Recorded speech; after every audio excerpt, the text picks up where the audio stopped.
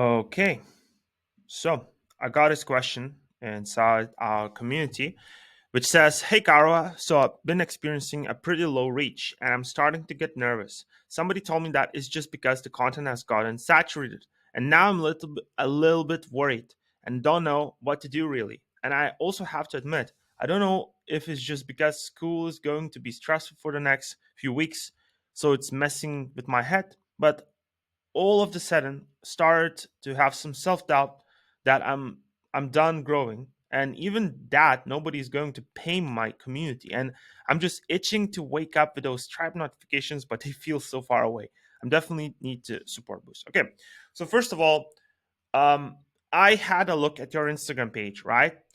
And the thing is, you are creating problems that doesn't exist. Why? This is your analytics, right?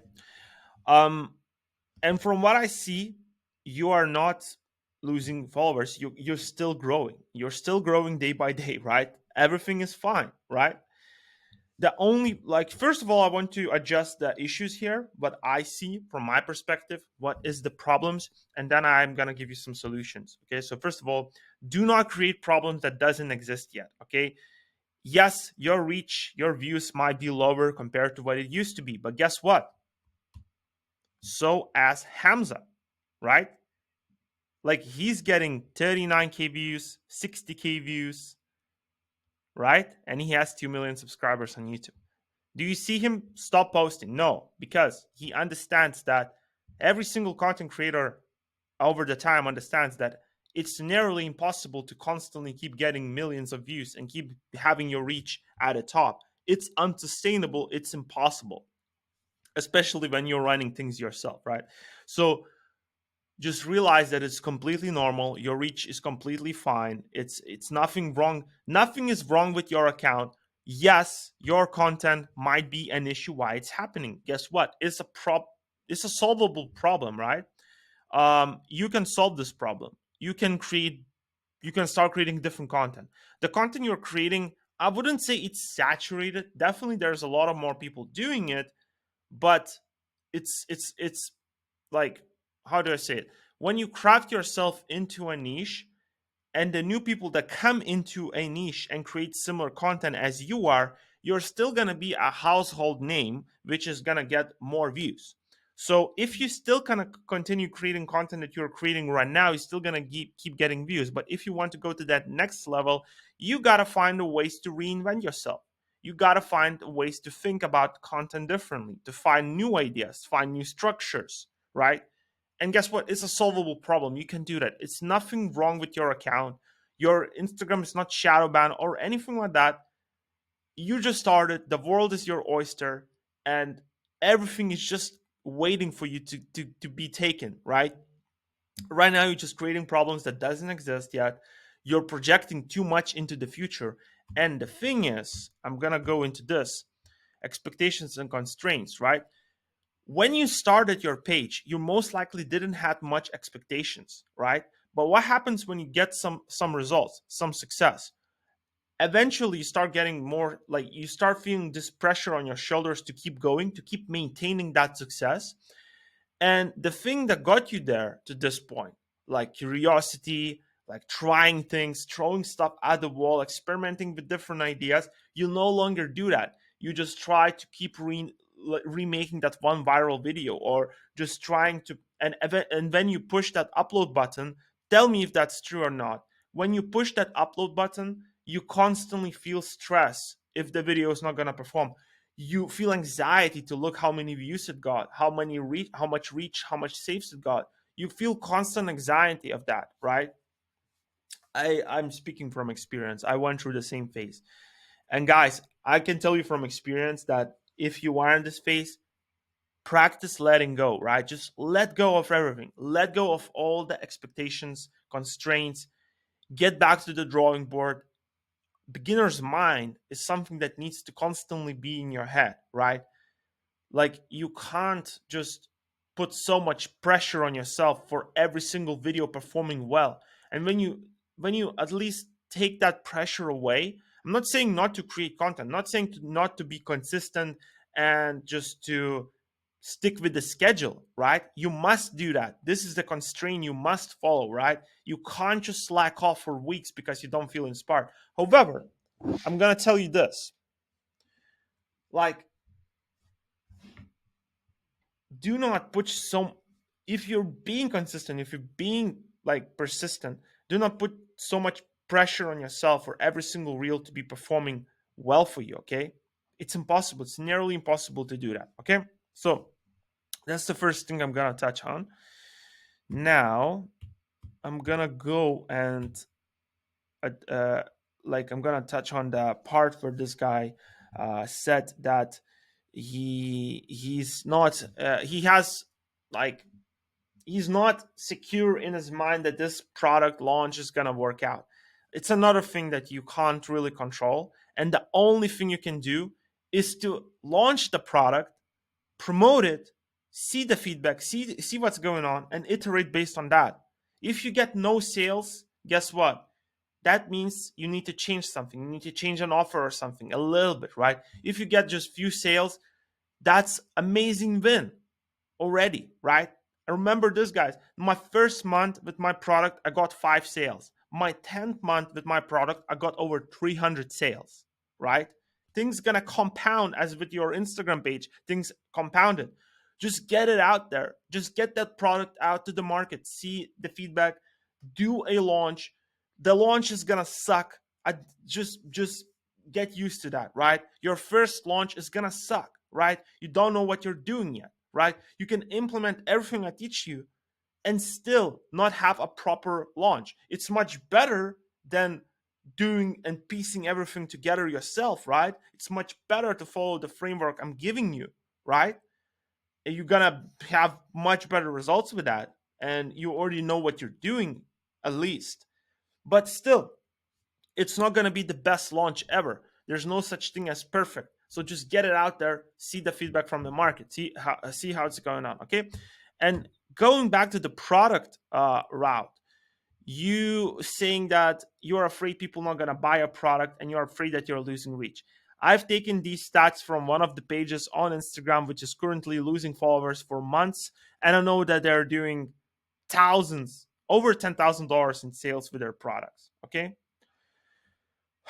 another thing, here's my analytics, my personal brand analytics.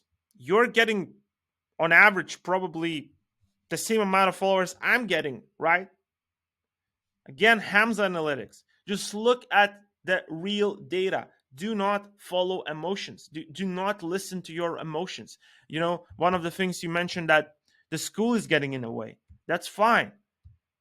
If I were to listen to my emotions, guys, I wouldn't do shit, because sometimes I wake up and then I see that, for example, I don't know, something is wrong with my email that I've sent. Something is wrong, like people not getting access to the program, people not happy with something, this and that, and I spend 2 hours of first 2 hours of the day just you know trying to resolve all these issues, right? And I get into massively negative mind space at that point.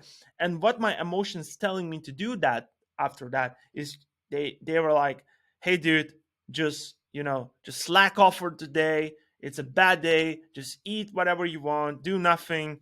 And because I still have a lot of work that I need to do after I finish all these tasks that are just fixing stuff, right? Just solving issues. But guess what? I still go and do it, because when you feel those bad emotions and you still do and you still follow through, the day is passing, but the day is passed by. Like you finished with the whole tasks for the day, right? And you're happy that you did so. Because if you're gonna listen to your emotions, like self-doubt and stuff like that, you're not going to do anything. And the only way to fix that is to have these emotions and still do it anyway. Okay, um, and that's just overthinking. Okay, so I know I said a lot of stuff. I know it's still not going to be easy for you, so I'm going to give you a game plan, what I would do. Okay, so this is the practical, logical now. Okay, let's get logical. So what you need to do, in my opinion, from third point of view, from my point of view, what I would do. First things first, gotta know, never stop creating content. Okay, content is your main vehicle for your whole business. Content is what drives you, drives everything for you. At least 5 reels per week, mandatory, no questions asked. um, how do you say it? There's no negotiable, right? Non-negotiable thing that you must do, like brushing your teeth. Okay, that's the first thing.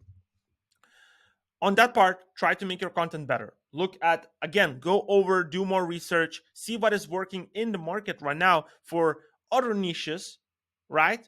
Try to apply the same strategies that are working in other niches to your own niche, okay? And iterate, improve your content. That's one of the most important things you got to do no matter what. It's your vessel that you're growing, and as you're growing it, it's going to give you more and more opportunities, even if you don't have a paid product yet, which is the second thing. Launch a damn paid product. Launch that paid product, see how it goes, and then based on that feedback, iterate, improve it, right?